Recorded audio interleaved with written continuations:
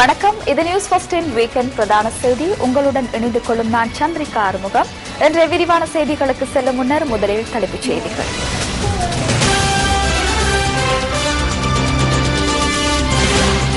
இடைக்கால வரவு செலவு திட்டம் 163 மேலதிக வாக்குகளால் நிறைவேற்றம். ராணுவ முகாம்கள் மற்றும் ராணுவத்தின் பலத்தை குறைக்கும் திட்டம் எதுவும் இல்லை. பாதுகாப்பு ராஜாங்க அமைச்சர் தெரிவிப்பு.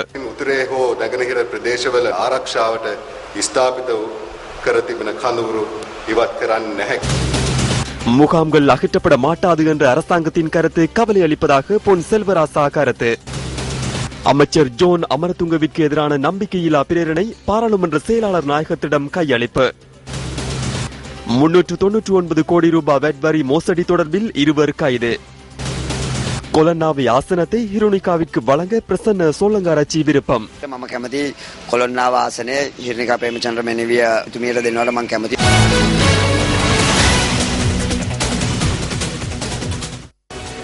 புதிய அரசாங்கத்தின் இடைக்கால வரவு செலவு திட்டம் 163 மேலதிக வாக்குகளால் இன்று நிறைவேற்றப்பட்டது. இடைக்கால வரவு செலவு திட்டம் தாக்கல் செய்ததை அடுத்து 3 நாட்கள் விவாதம் இடம்பெற்றதுடன் 2ஆம் வாசிப்பு மீதான வாக்கெடுப்பு இன்று இடம்பெற்றது. சுயேட்சை உறுப்பினர் அஜித் குமார் இதற்கான வாக்கெடுப்புக்கு கோரிக்கை விடுத்திருந்தார்.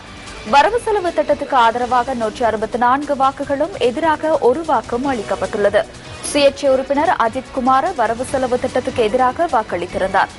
மக்கள் விடுதலை முன்னணியின் உறுப்பினர்கள் வாக்களிப்பு இடம்பெற்ற சந்தர்ப்பத்தில் சபையில் பிரசன்னமாகி இருக்கவில்லை.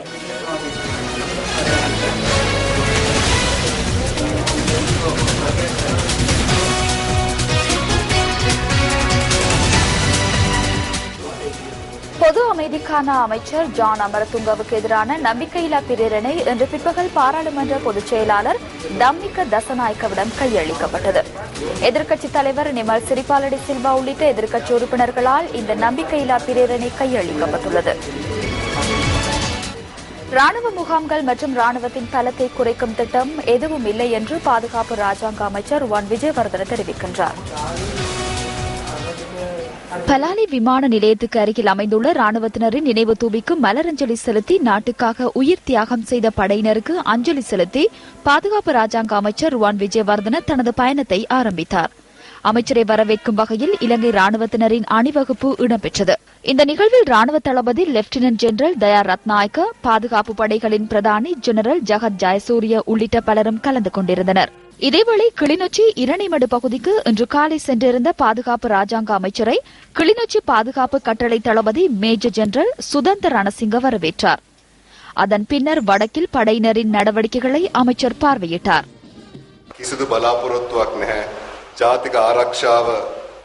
தேசிய பாதுகாப்பு எனப்படும் நாட்டின் முக்கியமானதொரு விடயம் தொடர்பில் கவனம் செலுத்தியிருக்க நாம் எண்ணவில்லை. கடந்த காலங்களில் காணப்பட்ட குறைபாடுகளை நிவர்த்தி செய்து தேசிய பாதுகாப்பை மேலும் பலப்படுத்தும் தேவை எமக்கு உள்ளது. உங்களது சேவைக்கு கிடைக்க வேண்டிய கௌரவத்தினை பெற்றுக் கொடுக்க நாம் அர்ப்பணிப்புடன் செயற்படுவோம். பாதுகாப்பு படைகளின் கண்ணியத்தையும் கௌரவத்தினையும் பாதுகாப்பதற்கு தமது தொழில்துறை வாழ்க்கை மட்டத்தில் முன்னேற்றுவதற்கு நாம் அதிகளவு முன்னுரிமை வழங்குவோம். கடந்த காலங்களில் சில தவறான கருத்துக்கள் பல்வேறு இடங்களிலும் பரவியது.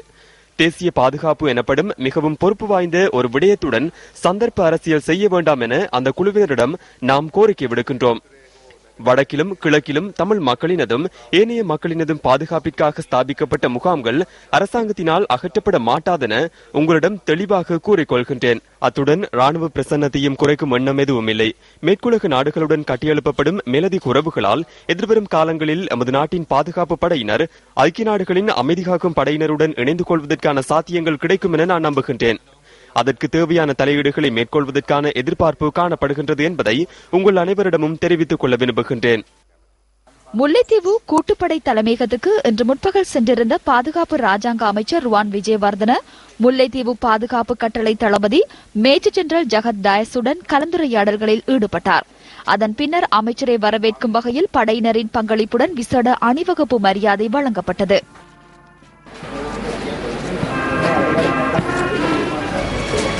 ராணுவ முகாம்கள் மாத்திரமன்றி ராணுவத்தினர் கூட வடமாகாணத்திலிருந்து வெளியேற்றப்பட மாட்டார்கள் என்ற அரசாங்கத்தின் கருத்து கவலை அளிப்பதாக தமிழ் தேசிய கூட்டமைப்பு தெரிவிக்கின்றது. பாராளுமன்றத்தில் வரவு செலவு திட்ட இறுதி விவாதத்தில் கலந்து கொண்டு உரையாற்றிய கூட்டமைப்பின் பாராளுமன்ற உறுப்பினர் பொன் செல்வராசா இதனை குறிப்பிட்டார். சுகாதார அமைச்சர் கூறியிருந்தார், இனிமேல் வடக்கு கிழக்கிலே பாதுகாப்பு படையினரின் முகாம்கள் புதிதாக முளைத்துவிட முடியாது என்று கூறியிருந்தார். அதை நாங்கள் வரவேற்கிறோம். ஆனால் அதே நேரத்தில் பாதுகாப்பு பிரதி அமைச்சர் அவர்கள் ஒன்று கூறியிருந்தார்கள், இங்கிருந்து எந்த ராணுவ முகாமோ அல்லது இங்கிருந்து ஒரு ராணுவ வீரரோ அவர்களை நாங்கள் அப்புறப்படுத்த மாட்டோம் என்று கூறியிருந்தார். தமிழர்களுக்கும் சிறுபான்மை இனத்துக்கும் பெரும்பான்மை இனத்துக்கும் இணக்கப்பாடுகள் வந்து கொண்டிருக்கின்ற இந்த சந்தர்ப்பத்தில் தமிழர்களுடைய மனதை சற்று கவலை அடையக்கூடிய ஒரு போக்கை அந்த பேச்சு கருத்து தெரிவிக்கின்றது என்ற ஒரு கசப்பான உண்மையையும் அரசாங்கத்துக்கு சொல்லி வைப்பதில் நான் பெருமை அடைகின்றேன். தலவாக்கலை மேல்கொத்மலை நீர்த்தேக்கத்தில் பாய்ந்து உயிரிழந்த இளைஞனின் மரணத்தை அடுத்து ஏற்பட்ட அமைதியின்மையுடன் தொடர்புடையவர்கள் என்ற சந்தேகத்தின் பேரில் பிரதேச இளைஞர்கள் 5 விளக்கமறியலில் வைக்கப்பட்டுள்ளனர். இதுகுறித்து அந்த பிரதேச மக்கள் நியூஸ் ஃபர்ஸ்டுக்கு இவ்வாறு கருத்து தெரிவித்தனர். அன்னைக்கு இந்த பிரச்சனை நடக்கும்போது நாங்க இங்கேவே இல்ல. நாங்க ஒரு கருமாதிக்கு போயிட்டு நாங்க அன்னைக்கு தான் வந்தோம். வந்து பார்க்கும்போது ஒரு வாகனம் கூட இல்ல. அதுக்காக நாங்க இங்கிட்ட இருந்து பார்த்தது என்னடா நம்ம ஒரு பொடியன் எப்படி குதிச்சுட்டாரு பார்த்தது உண்மைதான். ஆனா அதுல நாங்க அந்த பிரச்சனைக்குள்ள போயிட்டு இருந்தது உண்மை இல்ல. அந்த பிரச்சனை நடந்த டைம்ல நாங்க அங்க இல்லவே இல்ல. இந்த பிரச்சனையில நாங்க முழுமையா போகவே இல்லை. அப்படி இருந்தும் அரெஸ்ட் பண்ணிருக்காங்க. இன்னும் ஒரு குழந்தைய வச்சுக்கிட்டு இருக்கோம். இவரு இந்த வீல் ஓடி அன்னைக்கு சம்பாதிச்சுட்டு வீட்டுக்கு வர்றது உண்மைதான். அதுக்குன்ட்டு வீல் ஓடுறதுக்காக வேண்டி எல்லா பொடிங்களும் வீல் ஓடுறவங்களெல்லாம் புடிச்சு போட்டு அப்படி பண்றது சரியான தப்புன்னு நானா சொல்லுவேன். இதனால யாருமே எந்த பொடிங்க கூட வேலைக்கு கூட போறதில்ல. எல்லாமே இங்கதான் இருக்கிறாங்க. பயம், ஐயோ நம்மளை பிடிச்சி போட்டுருவாங்களே, அது போட்டதுக்கு பிறகு நம்ம பிள்ளைங்க பொண்டாட்டிங்க கஷ்டப்படுவாங்களே அப்படின்னு இன்னும் கவலைப்பட்டுக்கிட்டு தான் இருக்காங்க. எங்களை எஸ்டேட்டை பொறுத்த அளவில் நைட்டில் ஒரு பொடியமாறு கூட தூங்குறது இல்லைங்க. நான் இன்னைக்கு நான் போலீஸ்கார வரேன், நாளைக்கு வரேன்னு சொல்லி இன்னும் 80 பொடியமாறு அரெஸ்ட் பண்ணணும்னு சொல்லி ஒரே பிரச்சனைங்க. இன்னைக்கு கூட ஒரு 4 பொடியமாறு விட்டு படத்தை அனுப்பி இந்த 4 பேரை அரெஸ்ட் பண்ணா தான் அந்த 4 பேர்த்தை விடுவோம் அப்படின்னு சொல்லி அன்னைக்கு 100 கோர்ட்டுக்கு போன பிற்பாடு அவங்கள லிந்துல போலீஸில் வச்சு என்ன இன்கொயரி எடுத்தாங்கன்னு கூட எங்களுக்கு இன்ன வரைக்கும் சரியா தெரியலைங்க. இன்னும் 80 பேரை பிடிச்சி விசாரிச்ச பிற்பாடு தான் அவங்க பொடியமாற விடுறதுக்கான சாத்திய குறிப்பு இருக்கு அப்படின்னு சொல்லி விஷயத்தை முடிச்சு எங்களை அனுப்பிட்டாங்க. இந்த கிழமையே நாங்க சாப்பிடாம கொள்ளாம பெரிய துன்பத்துல தான் அந்த பொடியமாற எஸ்டேட்ல நாங்க வாழ்ந்துகிட்டு இருக்கோம். அவருக்கு 3 பிள்ளைங்க சம்சாரமும் வேலை இல்ல. மகன் போயிட்டு அவர் அண்ணனுக்கு ஆட்டோ ஓட்டி தான் அவங்க அப்பா எனக்கு பிள்ளைகள் அது சம்சாரத்துக்கு 5 பேர்த்துக்கும் சாப்பாடு கொடுத்துட்டு இருந்தாரு. அவர் பேசாம போனவரை அவரை பிடிச்சி இன்னைக்கு 5 நாளும் ரிமாண்ட்ல வச்சுக்கிட்டு நாங்க புள்ள குட்டியெல்லாம் நாங்க ரொம்ப தவிச்சு கொண்டுகிட்டு இருக்கோம். இன்னைக்கு எங்க பிள்ளைக்கு விடுதலை கிடைக்கும்னு நாங்க ஆண்டவரை தான் வேண்டிக்கிட்டு இருக்கோம். பிள்ளையெல்லாம் அண்ணனுக்கும் எவ்வளவு கவலைப்பட்டுக்கிட்டு இருக்கு. அண்ணனுக்கும் டவுன்ல இருந்து அது இதுன்னு வாங்கிட்டு வந்து கொடுப்பாரு. இன்னைக்கு 3 நாளா பிள்ளைங்க எவ்வளவு அழுதுகிட்டு உட்காந்துட்டு இருக்குதுங்க. சின்ன பிள்ளைங்க 3. எந்த அரசாங்கமும் இதை ஒன்னும் கேட்க மாட்டேங்குது. செத்த பொடியனுக்காக யாரும் எங்களுக்கு இது வரைக்கும் எந்த இதம் கேட்கல. நாங்க அந்த பொடியனுக்காக போராட போனதுனால தான் எங்களை எல்லாரும் அரெஸ்ட் பண்றாங்க. நாங்க தமிழ் மக்கள் எதுவும் கதைக்க கூடாது, போராடக்கூடாதுங்கிற ஒரு இதை பத்தி தான் அவங்க எங்களை அரெஸ்ட் பண்றாங்க. அது எந்த வகையில நியாயம், அதைத்தான் நாங்க கேக்குறோம். தமிழருக்காக இப்ப 5 பேர்த்த அரெஸ்ட் பண்ணி இருக்கிறதுக்காக போராடின ரங்கா சார் ஒருத்தருக்கா, வேற யாரும் எந்த அமைச்சருமே இதை பத்தி இது வரைக்கும் ஒரு முடிவுமே எங்களுக்கு சொல்லல. கிழக்கு மாகாண முதலமைச்சர் தொடர்பில் மக்கள் தெரிவித்த கருத்துக்கள் அடுத்து. மாகாண சபையில எங்களுக்கு முதலமைச்சர் பதவியை தராத காரணம் ரணில் விக்ரமசிங்கவும் ஒஸ்டின் பெர்னாண்டோவும் தான். இவங்க 2 பேரும் சேர்ந்த சதிதான் இது. மற்றும்படி மைத்ரிபால சிறிசேன செய்திருக்க மாட்டார். அவர் எங்களுக்கு நல்ல ஒரு முடிவை தருவாருன்னா நாங்க எதிர்பார்த்தேன். ஏற்கனவே நாங்க வெண்ட நேரமே சொன்னாங்க முதலமைச்சர் தாரம் நீங்க எடுங்க. அந்த நேரம் பேனாண்டு போட்டு ரவு ஹக்கீமோட சேர்ந்து அங்க மாறினாங்க. எங்களுடைய முஸ்லிம் மக்களுக்கும் தமிழ் மக்களிடையே எந்த விதமான வேறுபாடும் இல்லை. நாங்கள் பிட்டும் தேங்காயமாக வாழ்ந்திருக்கின்றோம். கிழக்கு மாகாணத்திலே இவர்களோடு நாங்கள் சேர்ந்து ஒற்றுமையாக வாழ்வதாக இருந்தால் தமிழ் மக்களுக்கு ஒரு உரிமை வேண்டும்.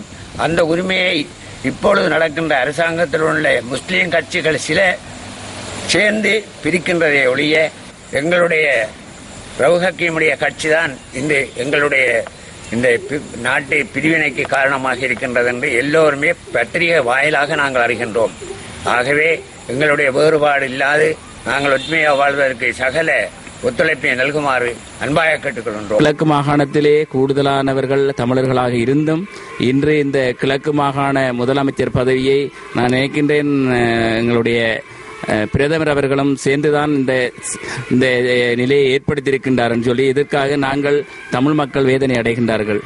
இன்று வழங்கப்பட்டிருக்கின்ற முதலமைச்சர் பதவியானது வடகிழக்கிலே எங்களுடைய தமிழ் தேசியத்தை சிதைப்பதற்கான ஒரு முயற்சியாகவும் இருக்கலாம் என்று நாங்கள் நினைக்கின்றோம். இந்த ஆளுநர்கள் நியமிப்பிலே தமிழர்கள் மிக ஆர்வத்தோடு அவர்களுடைய செயற்பாடுகளை எதிர்பார்த்த நிலையில் இன்று கிழக்கு மாகாண ஆளுநர் அவர் இன்று ஒரு முஸ்லிம் காங்கிரஸை சேர்ந்த ஒருவரை முதலமைச்சராக நியமிக்கப்பட்டிருப்பது இது தமிழர்களுக்கு அடித்த முதலாவது அடி என்று நாங்கள் நினைக்கின்றோம். சபையில முதலமைச்சராக தமிழருக்கு கிடைக்கும் என்று எதிர்பார்ப்போடு இருந்தோம், அது கிடைக்கல. நேற்று எங்களுக்கு செய்திகளை பார்க்கிற நேரம் ஒரு கால்நடை அமைச்சருக்கு தான் அது முதலமைச்சர் பதவி வழங்கப்பட்டிருக்கிறது. இதுல பெரும் என்னென்ன பார்க்கிற போது பின்னணியாக கிழக்குமான ஆளுநரும் எங்களுக்கு பிரதம மந்திரியார் ரணில் விக்ரமசிங்கவும் தான் இந்த தமிழர்களுக்கு எதிர்காலத்தில் ஒரு எதிர்காப்புகளை மழுக்கு அடிச்சு கொண்டு போற மாதிரி தான் எங்களுக்கு தெரியுது. என்னென்னா தமிழர்களுக்கு எதுவும் கொடுக்கக்கூடாதுன்ற நோக்கத்தில் நடந்திருக்குது. 11 சீட்டு எடுத்தும் தமிழர்களுக்கு இதுவரைக்கும் இன்னும் கிழக்கு மாநசபையில் ஒன்றும் கிடைக்கல. புதிய அரசாங்கத்தின் இடைக்கால வரவு செலவு திட்டம் 163 மேலதிக வாக்குகளால் இன்று நிறைவேற்றப்பட்டது. ஒருவர் மாத்திரமே எதிராக வாக்களித்துள்ளார். அதனை பகிர்ந்தளிக்க தேவையில்லை. ஆதரவாக வாக்களித்தவர்களுக்கு நாம் நன்றிகளை தெரிவித்துக் கொள்கின்றோம். எதிராக வாக்களிக்காதவர்களுக்கும் நன்றி தெரிவிக்கின்றோம். ஏனெனில் இது புதிய அரசியல் கலாச்சாரம் ஒன்றை ஏற்படுத்துவதற்கான முதலாவது நடவடிக்கை. எவ்வாறு இணைந்து செயற்படுவது என இரண்டு தரப்பினரும் புரிந்து கொள்ள வேண்டும். பாராளுமன்றம் செயற்படுகின்றது என்பதை எதிராக வாக்களித்து அவர் உறுதி செய்துள்ளார். அதற்கும் நாம் நன்றி தெரிவிக்கின்றோம். வரவு செலவு திட்டம் மீதான விவாதத்தை இன்று காலை அமைச்சர் சஜித் பிரேமதாச ஆரம்பித்து வைத்தார். கிராமத்தில் உள்ள கிராம உத்தியோகத்தர்கள், சமர்த்தி உத்தியோகத்தர்கள், பொருளாதார உத்தியோகத்தர்கள் மற்றும் பிரதேச செயலாளர்கள் என அரசாங்க உத்தியோகத்தர்கள் அனைவரும் தகுதி பெறுவதற்கான அந்த கடிதத்தில் கைச்சாத்திர வேண்டும். தவறாக பட்டியலிடப்பட்டிருந்தால் அந்த 5 அதிகாரிகளுக்கும் பிரச்சினை. அவ்வாறு இதுவரை காலமும் காணப்பட்ட சட்ட ரீதியற்ற நடவடிக்கைகள், நீளப்படுத்தப்பட்ட அனைத்து விடயங்களையும் சமர்த்தி விடயத்தில் இருந்து நாம் முற்றாக இல்லாதொழிப்போம் என்பதை மகிழ்ச்சியுடன் தெரிவித்துக் கொள்கின்றேன். நாட்டில் இடம்பெற்ற பாரிய நிதி மோசடிகள், அதனுடன் தொடர்புடைய தகவல்கள் என்பவை எதிர்வரும் காலங்களில் கிடைக்கும் போது அவற்றை இந்த மீயுயர் தன்மை கொண்ட பாராளுமன்றத்தில் சமர்ப்பிப்பேன். இறுதியில் நான் ஒன்றை தெரிவித்துக் கொள்ள விரும்புகின்றேன். எந்த ஒரு காரணத்திற்காகவும் தரம் குறைந்தவை தரமானவையாக மாறாது, தரமானவை தரம் குறைந்து செல்லாது. நாடு எதிர்நோக்கும் யதார்த்தம் தொடர்பிலேயே நான் இன்று கருத்து வெளியிட்டேன்.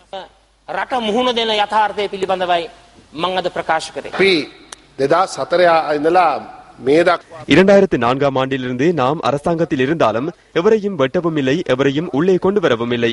சிலர் நம்மிடம் இணைய விரும்பினார்கள். அவர்களை இணைத்துக் கொண்டு பல்வேறு சந்தர்ப்பங்களிலும் சமர்த்தி கொடுப்பனவுகளை அதிகரித்தோம். வரவு செலவு திட்டத்திற்கு நாம் ஆதரவு தெரிவிக்கின்றோம். ஏனெனில் எமது வரவு செலவு திட்டத்தில் இருந்து அடுத்த கட்டத்திற்கு பயணிக்கின்றோம்.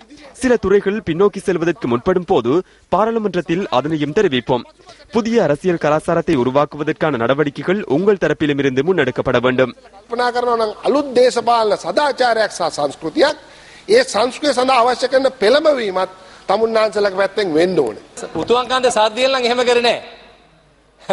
இது ஒரு மோசடியான அரசாங்கம். கொத்தமல்லி குடித்து மண்ணெண்ணையில் குளிக்க வேண்டி ஏற்படும்.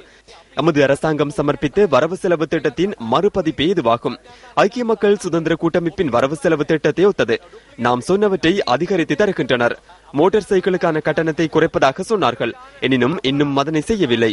நாம் இறக்குமதி செய்தவற்றை கூட அவர்களால் வழங்க முடியாதுள்ளது.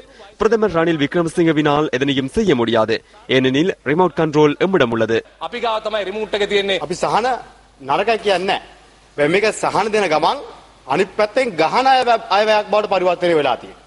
එක් පැත්තකින් ජනතාවට සහන දෙනවා කියන ஒரு பக்கத்தில் மக்களுக்கு நிவாரணங்களை வழங்குகின்றனர், மறுபுறத்தில் கிராமங்களில் ஐக்கிய மக்கள் சுதந்திர கூட்டமைப்புக்கு ஆதரவு தெரிவித்தவர்களை தாக்குகின்றனர்.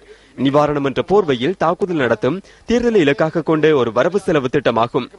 இதனை அந்த சபையில் தெரிவிக்க வேண்டி ஏற்பட்டதையிட்டு வருத்தம் அடைகின்றேன். கட்சியின் தீர்மானத்திற்கு அமைய வரவு செலவு திட்டத்துக்கு ஆதரவு தெரிவித்ததை போன்று நாட்டில் ஏதேனும் பாதிப்பு ஏற்படும் வகையில் இடம்பெற்றால் மனசாட்சிக்கு அமைய செயற்படுவோம். අනාගතයේදී රටට බලපාන්නේ මොන වගේද කියන එක පිළිබඳව අපේ හෘද සාක්ෂියට අනුකූලව යම් කිසි චකිතයක් තියෙනවා. අක්ෂය කියනවා මේ දින 100 වැඩසටහනට වචනයක් පාසා සහයෝගය දෙන්න. 100 நாள் செயற்றிட்டங்களுக்கு ஆதரவளிப்பதாக தெரிவிக்கின்றனர். மறுபுறம் அதில் உள்ள அனைத்து விடயங்களுக்கும் எதிர்ப்பை வெளியிடுகின்றனர். ஸ்ரீலங்கா சுதந்திர கட்சியில் உள்ள சில உறுப்பினர்களுக்கு சுற்றிய தலையை மீண்டும் சரி செய்ய முடியாதுள்ளது. அவர்கள் புரிந்து கொள்ளாவிட்டாலும் நாட்டில் உள்ள மக்கள் புரிந்து கொண்டுள்ளனர்.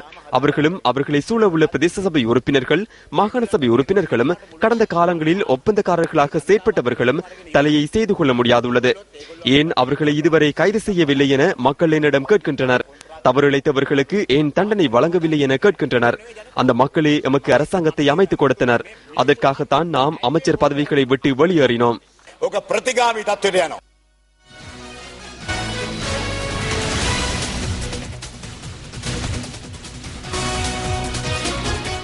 தம்மிக தசநாயக்கவிடம் கையளிக்கப்பட்டது. எதிர்க்கட்சித் தலைவர் நிமல் சிறிபாலடி சில்வா உள்ளிட்ட எதிர்க்கட்சி உறுப்பினர்களால் இந்த நம்பிக்கையில்லா பிரேரணை கையளிக்கப்பட்டது. විශ්වාසභංග යෝජනාවක් ඉදිරිපත් කිරීමේදී நம்பிக்கையில்லா பிரேரணை ஒன்றை கொண்டு வரும்போது சட்ட ரீதியாகவும் சம்பிரதாய ரீதியாகவும் 20 பாராளுமன்ற உறுப்பினர்களின் கையொப்பம் போதுமானது. ஆனாலும் எமக்கு 114 பேரின் கையொப்பம் கிடைத்திருக்கின்றது. தேர்தலுக்கு பின்னரான வன்முறைகள் தொடர்பில் நடவடிக்கை எடுக்காமை, பக்கசார்பாக செயற்பட்டமை, விசேடமாக வத்தல பிரதேச சபையில் இடம்பெற்ற சம்பவம் என்பன இதற்கு காரணமாக அமைந்தது. වත්තල ප්‍රාදේශීය සභාවේ ඇති වූ සිද්ධිය ප්‍රශ්නයක් තියෙනවා මේ වෙනකොට මේ විශ්වාස භංගය සම්බන්ධයෙන් නිදහස් පක්ෂයේ සභාපතිතුමාගේ උපචාරය මොකක්ද දැන් අපි මේක පාර්ලිමේන්තු කණ්ඩායම් මගින් ඉදිරිපත් කළා තියෙනවා. එදා මේ සිද්ධියට පෙර දින இந்த சம்பவத்திற்கு முன்தினம் வத்தலை பிரதேச சபை தலைவர் உள்ளிட்ட குழுவினர் எனது வீட்டுக்கு வந்து எமக்கு இவ்வாறு பிரச்சனை ஒன்று உள்ளது, அதற்கு என்ன செய்ய வேண்டும் என்று கேட்டார்கள். ஏதேனும் நடக்கக்கூடும், எனவே பாதுகாப்பை வழங்குமாறு போலீசாருக்கு நாங்கள் முன்னதாகவே அறிவித்திருந்தோம். இந்த தாக்குதலில் ஈடுபட்டவர்கள் குறித்து நான் விவாதத்தில் குறிப்பிட்டேன். போதைக்கு அடிமையான ஒருவரின் மனைவியும் அங்கு கத்தினார்.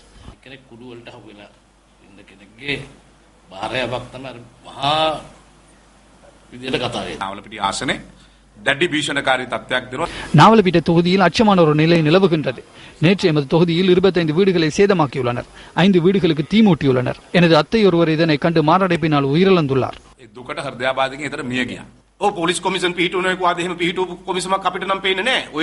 போலீஸ் ஆணைக்குழு இதுவரையும் உருவாக்கப்படவில்லை. யாப்பு திருத்தம் எமது கைகளுக்கு கிடைக்கவில்லை. நல்லாட்சியை மேலால் காட்டிவிட்டு கீழ்மட்டில் எதிர்க்கட்சியை வேட்டையாடும் நடவடிக்கைகள் இடம்பெறுகின்றன. විරුද්ධ පක්ෂයේ දවසින් දවස දඩයන් කිරීමේ ක්‍රියාවලියක්. நிதியமைச்சர் ரவி கருணாநாயக்க இன்றைய வரவு செலவு திட்ட விவாதத்தில் கலந்து கொண்டு வரவு செலவு திட்டத்தின் சில பிரேரணைகளில் மேற்கொள்ளப்பட்ட திருத்தங்கள் தொடர்பில் கருத்து தெரிவித்தார். සිමෙන්ති මිල අපේ අදහස වූයේ මේක රුපියල් 100කින් අඩු වෙවි කියලා ප්‍රවාහන ගාස්තුත් போக்குவரத்து கட்டணம் மற்றும் இறக்குமதி தீர்வை ஆகியன குறைக்கப்பட்டுள்ளமையினால் சீமேந்து 100 ரூபாவாலும் குறைக்கப்படும் என நாம் எதிர்பார்த்தோம். நுகர்வோருக்கு ஏற்றால் போல் இந்த விலையை குறைக்குமாறு நாம் குறித்த நிறுவனங்களிடம் கேட்டுக்கொள்கின்றேன்.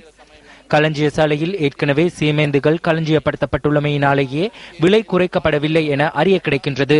எனினும் எதிர்வரும் ஒரு வார காலத்திற்குள் விலை குறைப்பு இடம்பெறாத பட்சத்தில் நுகர்வோர் விவகார அதிகார சபையினால் சுற்றி வளைப்புகள் மேற்கொள்ளப்பட்டு 100க்கு 200 வீதமான வரியையேனும் அறவிட்டு இந்த செயற்பாட்டை முன்னெடுப்போம் என்பதை கூற விரும்புகின்றேன். இதுவரை வாகனங்களை பயன்படுத்தாதோருக்கு வாகனங்களை பெற்றுக் கொள்வதற்காகவே நாம் 1000 சிசிக்கு குறைவான வாகனங்களை கொள்வனவு செய்ய நாம் திட்டமிட்டோம். 30 வீதமானோர் அதன் பிரதிபலனை அனுபவிக்க முயற்சிக்கின்றனர். நிறுவனம் ஒன்றில் மோசடி இடம்பெறுகின்றது. அந்த நிறுவனத்தின் பெயரை கூற விரும்பவில்லை. வரவு செலவு திட்டம் சமர்ப்பிக்கப்பட்டதன் பின்னர் 14 லட்சம் ரூபாவாக கார் ஒன்றை வாங்க முற்பட்ட வாடிக்கையாளரிடமிருந்து 2,38,000 ரூபாய் தற்போது எஞ்சுகின்றது. அதனை அந்த நிறுவன உரிமையாளர்கள் வாடிக்கையாளருக்கு மீண்டும் வழங்குவதில்லை. 20,000 ரூபாய் மாத்திரமே குறைக்கப்பட்டுள்ளது. இந்த வரப்பிரசாதத்தை தயவு செய்து மக்களுக்கு பெற்றுக் கொடுக்குமாறு அந்த நிறுவனத்திடம் கேட்டுக்கொள்கின்றேன்.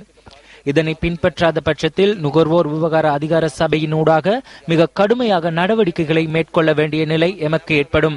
மாளிகை வரி வீடுகளுக்கு மாத்திரமே அறவிடப்படுகின்றன.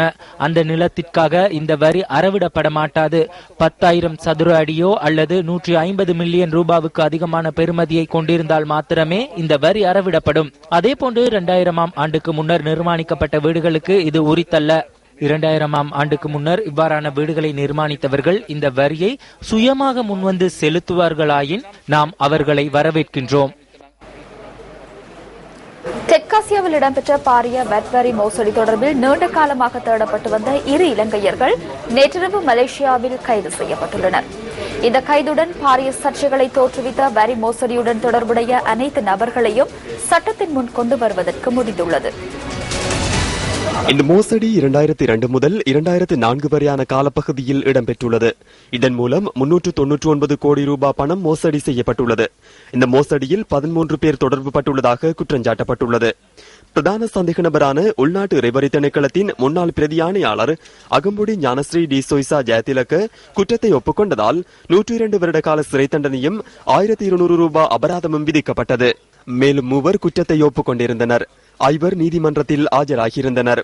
இதுவரையில் நீதிமன்றத்தில் ஆஜராகாது தலைமறைவாகியிருந்த ரஷீத் எம் முர்ஷித் மற்றும் தாகு முகமது நஸ்மி ஆகியோர் நேற்று மலேசியாவில் கைது செய்யப்பட்டு இலங்கைக்கு நாடு கடத்தப்பட்டுள்ளனர். குற்றப்புலனாய்வு பிரிவினால் அவர்கள் மலேசியாவிலிருந்து இலங்கைக்கு அழைத்து வரப்பட்டனர். அவர்களுள் ஒருவர் வழக்கின் 3வது பிரதிவாதியாக குறிப்பிடப்பட்டிருக்கும் நபர் அல்லது 7வதாக குறிப்பிடப்பட்டிருப்பவர். அதேபோன்று நாட்டிற்கு வெளியில் இருக்கும் மேலும் 6 சந்தேக நபர்கள் தொடர்பிலும் இவ்வாறு கண்டறிந்து அவர்களுக்கு எதிராக நடவடிக்கை எடுக்கப்படும். சந்தேக நபர்கள் ஆஜராகாத காரணத்தினால் 2014 ஆண்டு செப்டம்பர் மாதம் 26ஆம் தேதி கொழும்பு மேல் நீதிமன்றம் அவர்களுக்கு சிறை தண்டனையும் அபராதமும் விதித்தது. இதற்கமைய முர்ஷிட்டுக்கு 208 வருட கால சிறை தண்டனையும் 6.3 பில்லியன் ரூபாய் அபராதமும், முகமது நஸ்மிக்கு 100 வருட கால சிறை தண்டனையும் 2.4 பில்லியன் ரூபாய் அபராதமும் விதிக்கப்பட்டது. ஜனாதிபதி செயலகத்துக்கு சொந்தமானது என சந்தேகிக்கப்படும் டிஃபெண்டர் வாகனம் ஒன்று மாத்தளை மகவெல பிரதேசத்தில் கண்டுபிடிக்கப்பட்டுள்ளது. மகவெல பிரதேசத்தின் வர்த்தக நிலையம் ஒன்றுக்கு அருகில் நிறுத்தி வைக்கப்பட்டிருந்த சந்தர்ப்பத்தில் இந்த டிஃபெண்டர் வாகனம் கண்டுபிடிக்கப்பட்டுள்ளது. தமக்கு கிடைத்த தகவலுக்கு அமைய டிஃபெண்டர் வாகனத்தை கண்டுபிடித்ததாக போலீசார் கூறினர். மேலதிக விசாரணைகளை போலீசார் முன்னெடுத்துள்ளனர்.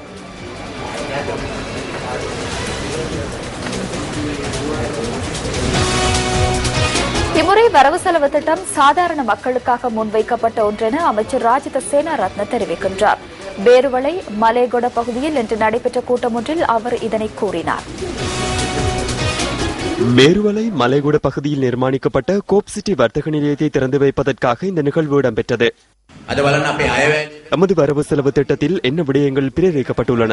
3 வேளை சாப்பிட முடியாத ஒருவர் இன்று 3 வேளையும் நன்றாக சாப்பிடுகின்றார். அதற்கான நிதி யாரிடமிருந்து பெறப்பட்டது? கசினோக்காரர்களிடம் இருந்து பெறப்பட்டது. இலங்கையில் உள்ள மோசமான செல்வந்தர்களிடம் வரி அறவிடப்பட்டது. வேறு யாரிடமும் இல்லை. முன்னர் ஐக்கிய தேசிய கட்சி அந்த பிரிவினரை பாதுகாத்தனர். எனினும் இன்று ஐக்கிய தேசிய கட்சி அந்த செல்வந்தர்களுக்கு எதிராக வரி அறவிட்டுள்ளது. ஏனைய பணத்தை எவ்வாறு பெற்றனர்? ஜனாதிபதி ராஜபக்ச இருந்திருந்தால் 900 மில்லியன் ரூபாய் செலவு செய்திருப்பார். தற்போதைய ஜனாதிபதிக்கு வருடாந்தம் 250 மில்லியனே தேவை. நாம் நாட்டை, அரசாங்கத்தை, பின்னர் கட்சியை பொறுப்பேற்றோம். 1 வாரத்தில் கிடைக்கும் என நாம் எதிர்பார்க்கவில்லை. 2-3 வாரங்கள் செல்லும் என எண்ணினோம். 1 வாரத்திற்குள் எம்மை அழைத்து அதனை ஒப்படைத்தனர். தற்போது அந்த கட்சியை சீர் செய்ய வேண்டும். 2 கட்சிகளையும் பலம் வாய்ந்தவையாக வைத்திருக்க வேண்டும். காலமான பிரபல பாடகர் சிசிர சேனாரத்னவின் பூத உடலுக்கு ஜனாதிபதி மைத்ரிபால சிறிசேன இன்று இறுதி அஞ்சலி செலுத்தினார். கலைக்கூடத்தில் வைக்கப்பட்டுள்ள பிரபல பாடகர் சிசிர சேனாரத்னவின் பூத உடலுக்கு ஜனாதிபதி மைத்ரிபால சிறிசேன இன்று காலை இறுதி அஞ்சலி செலுத்தினார்.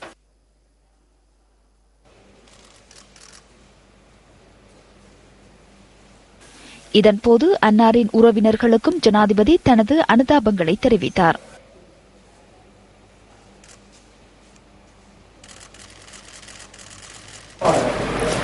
நாட்டுக்கேற்ற ஊடகங்கள் சட்டமன்ற தொனிப்பொருளுடனான நிபுணர்களின் கலந்துரையாடல் ஒன்று கொழும்பில் நேற்று நடைபெற்றது.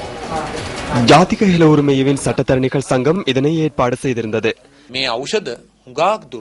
ஐரோப்பா, அமெரிக்கா போன்ற நாடுகளில் அதிக நிதியை செலவிட்டு இந்த மருந்து பொருட்கள் தொடர்பான ஆய்வுகளை மேற்கொள்கின்றனர். புலமை சொத்து போன்றவற்றை அடிப்படையாக கொண்டு முன்னெடுக்கின்றனர். அதனால் எமது உள்நாட்டு மருந்து பொருட்களுக்கு அச்சுறுத்தல் ஏற்பட்டுள்ளது. அதிகளவான ஆய்வாளர்கள் இலங்கையில் உயிர் பல்வகைத்தன்மை அதிகளவில் காணப்படுகின்றமையை அறிவார்கள். அதன் உரிமை வேறு நபர்களிடம் செல்கின்றது. ஊடகங்கள் சட்டம் கொண்டு வரப்பட்டுள்ளது. மேலேத்திய மருந்து பொருட்களை அதிக விலைக்கு விற்பனை செய்வதை தடுக்கும் வகையில் இந்த சட்டம் கொண்டு வரப்பட்டது. இந்த சட்டத்தை தடுப்பதற்காக மருந்து பொருட்கள் தொடர்பான நடவடிக்கையில் ஈடுபடும் நபர்கள் மற்றும் 400 நிறுவனங்களூடாக 25 லட்சம் ரூபாவை சேகரித்தனர். அதனை 1000 லட்சமாக மாற்றினர். அந்த 1000 லட்சம் ரூபாய் ஊடாக அதனை நிறுத்தினர். இந்த சட்டத்தை நாம் நிச்சயமாக நிறைவேற்ற வேண்டும். මේ පනත අපි අනිවාර්යයෙන්ම සම්මත කරගන්න ඕනේ. යහපාලනය සඳහා ලැබුණු චෙක්පත நல்லாட்சிக்காக வழங்கப்பட்ட காசோலைக்கான பணத்தை இன்னும் பெற்றுக்கொள்ள முடியாதுள்ளது. இன்னும் சில வாரங்களுக்குள் அந்த காசோலை செல்லுபடியற்றதாகிவிடும். எதிர்பார்ப்புகள் ஏதேனும் ஒரு வகையில் இல்லாது போகும் நிலை தற்போது உருவாகியுள்ளது. அது வருந்தத்தக்க விடயமாகும். மோசடி தொடர்பில் அதிக ஆர்வத்துடன் சமூகத்தில் நடவடிக்கைகள் முன்னெடுக்கப்படுகின்றன. எனினும் அது தொடர்பில் செயற்பட வேண்டிய நிறுவனம் மக்களின் அபிலாஷைகளை நிறைவேற்றுவதற்காக எந்த அளவு சேட்டுடனுடன் செயற்படுகின்றது. අපේක්ෂාව මල්පල ගැනීම සඳහා කොතෙක් දුරට කාර්යක්ෂමව කටයුතු කරනවා. நாட்டில் கடந்த காலங்களில் இடம்பெற்ற பல்வேறு நிதி மோசடிகள் தொடர்பில் கொழும்பில் நேற்று நடைபெற்ற இலங்கை தொழில் வல்லுநர்கள் சங்கத்தின் கலந்துரையாடலில் நிதி அமைச்சர் ரவி கருணாநாயக்க கருத்து தெரிவித்தார். The MIG deal, $500 million of Russian credit was given to us, and of that மிக் கொடுக்கல் வாங்கலுக்கு அமைய ரஷ்யாவினால் எமக்கு வழங்கப்பட்ட $500 மில்லியன் பணத்திற்கு 14 ஹெலிகாப்டர்கள் கொள்வனவு செய்யப்பட்டுள்ளன. அதேபோன்று வடக்கு அதிவேக வீதிக்கான ஒப்பந்தம் ஒரு மாதத்துக்கு முன்னர் வழங்கப்பட்டுள்ளது. 5 கட்டங்களாக முன்னெடுக்கப்படும் இந்த திட்டத்திற்கு 245 பில்லியன் ரூபாய் செலவிடப்பட்டுள்ளது. இந்த விடயம் தொடர்பில் 5 ஒப்பந்தக்காரர்கள் எம்முடன் கலந்துரையாடினர். தாம் நிர்ணயித்த பெறுமதிக்கு 60 பில்லியன் ரூபாய்கள் குறைவாக இந்த ஒப்பந்தத்தை செய்வதற்கு முன்வந்ததாக அவர்கள் தெரிவித்தனர். அதில் காணப்படும் வேறுபாடு என்ன என வினவிய போது அவர்கள் மௌனமாக இருந்தனர். பாதுகாப்பு கல்லூரிக்கு எந்த ஒரு உத்தியோகபூர்வ நிர்ணய பட்டியல் எதுவும் இல்லாது 22 பில்லியன் செலவிடப்பட்டுள்ளன. ஷங்கிரிலா மற்றும் கெடிக் நிர்மாணங்களுக்காக காணி விற்கப்பட்டமைக்கான பணம் அரசாங்கத்தின் கணக்கில் வைப்பிலிடப்படுவதற்கு பதிலாக பாதுகாப்பு செயலாளரின் கணக்கில் வைப்பிலிடப்பட்டுள்ளது. அதனை விட அந்த பணத்தில் 7 பில்லியன் ரூபாய் திரைசேரி அனுமதியின்றி செலவிடப்பட்டுள்ளது. அடுத்து பாதுகாப்பு செலவினங்கள் தொடர்பில் கவனம் செலுத்தினால் அங்கு எவ்வித கேள்விகளும் இன்றி 35 தொடக்கம் 40 பில்லியன் ரூபாய் செலவிடப்பட்டுள்ளன. இதுவரை அந்த பணம் எவ்வாறு யாருக்கு செலுத்தப்பட்டது என்பது தெரியாதுள்ளது. இவற்றை எடுத்துக்கொண்டால் எமக்கு 1828 பில்லியன்கள் சராசரியாக செலுத்த வேண்டியுள்ளது. அவற்றில் 458 பில்லியன் வட்டியாகும். ஏனையவை செலுத்த வேண்டிய முதலாகும். 28 billion, 458 being interest and the balance being capital payments. இதன்போது அரசாங்கத்தின் 100 நாள் செயற்திட்டம் தொடர்பிலும் நிதி அமைச்சர் ரவி கருணாநாயக்க கருத்து தெரிவித்திருந்தார். There are many who are asking us, ஏன் இந்த நடவடிக்கைகள் மந்தகதியில் இடம்பெறுகின்றன என பலரும் எம்மிடம் கேட்கின்றனர். கடந்த அரசாங்கம் 11 வருடங்கள் நிர்வகிக்கும் போது மௌனமாக இருந்தீர்கள். எமக்கு நடவடிக்கை எடுக்க 100 நாட்களை கூட தரமாட்டீர்களா? கடந்த காலங்களில் இடம்பெற்றது போன்று முறைகேடாக முன்னெடுக்க முடியாது. சட்டத்திற்கு அமைவாகவே நாம் அவற்றை முன்னெடுக்க வேண்டும். போலீசாரின் ஒத்துழைப்பு அவசியமானது. நாட்டில் உள்ள நீதிமன்றங்களின் பங்களிப்பை பெற்றுக்கொள்வோம். அதேபோன்று தொழில்சார் வல்லுநர்களின் ஒத்துழைப்பு எமக்கு அவசியமானது. கடந்த அரசாங்கம் போன்று நாம் அதிகாரங்களை தவறாக பயன்படுத்த மாட்டோம். எனவே அதற்கு பூரண ஒத்துழைப்பு வழங்குமாறு உங்கள் அனைவரிடமும் கேட்டுக்கொள்கின்றோம். this is what I would like to call upon all of you to help us in this hour of காட்டு யானைகளின் அட்டகாசம் தொடர்ந்து நீடித்த வண்ணம் உள்ளது. நாட்டின் பல பாகங்களிலும் நாளாந்தம் ஏதேனும் ஒரு யானை தாக்குதல் சம்பவம் பதிவாகின்றமை அனைவரும் அறிந்தது. எனினும் யானைகளினால் மக்களுக்கு ஏற்படும் பிரச்சினைகளுக்கு உரிய தீர்வு இதுவரையில் வழங்கப்படவில்லை என்பது கவலைக்குரிய விடயமே. திருகோணமலை மாவட்டம் கிண்ணியா பிரதேச செயலாளர் பிரிவுக்குட்பட்ட மகாமார் கிராமத்திற்குள் நுழைந்த காட்டு யானைகளால் ஏற்பட்ட நிலையே இது. கிராமத்திற்குள் புகுந்த காட்டு யானைகள் பயிர் நிலங்களையும் தென்னை மரங்களையும் கொட்டில்களையும் சேதப்படுத்தியுள்ளன. அச்சத்துக்கு மத்தியில் வாழும் தாம் உடைமைகளை இழந்ததுடன் மாத்திரமின்றி உயிராபத்துக்களையும் எதிர்நோக்கியுள்ளதாக அந்த பகுதி மக்கள் சுட்டிக்காட்டுகின்றனர். எங்களுக்கு விவசாயத்தை விட்டா வேற எந்த தொழிலும் இல்லை. இதுக்கு இந்த ஏரியாவில் காட்டு யானை தொல்லை அதிகமா இருக்கு. இப்ப தினமலைக்கு மேல எங்களுக்கு நஷ்டம் அடைஞ்சிருக்கு. முழுசா பாதிக்கப்பட்டிருக்கு. காட்டு யானைகளின் அட்டகாசத்தினால் தொடர்ச்சியாக பாதிக்கப்பட்டுள்ள அந்த பகுதி மக்கள் தமது பிரச்சினை தொடர்பில் பலருக்கு அறிவித்த போதிலும் இதுவரை எந்தவித நடவடிக்கையும் எடுக்கப்படவில்லை என குறிப்பிடுகின்றனர். ராவு யானை வந்து இந்த 25 சென்னம் விளையிட்ட எல்லாத்தையும் அழிச்சிட்டு போயிது. இப்படி இருந்துச்சுன்னா வாழ்றது பெரிய கஷ்டமா இருக்கு. அதால இதுக்குரிய நடவடிக்கைகளை இந்த அரசாங்கம் கட்டாயம் எடுக்கணும். மக்களின் உயிர்களுக்கும் அவர்களின் உடைமைகளுக்கும் ஏற்பட்டுள்ள இந்த அச்சுறுத்தலுக்கு உரிய தீர்வை வழங்குவதற்கு யார் பொறுப்பு கூறுவார்கள்? கொட்டிக்காவத்த முல்லேரிய பிரதேச சபையின் தலைவர் பிரசன்ன சோலங்காராட்சி தான் எந்த தவறும் செய்யவில்லை என கொழும்பு குற்றப்புலனாய்வு திணைக்களத்தில் தன்னிலை விளக்கம் அளித்தார்.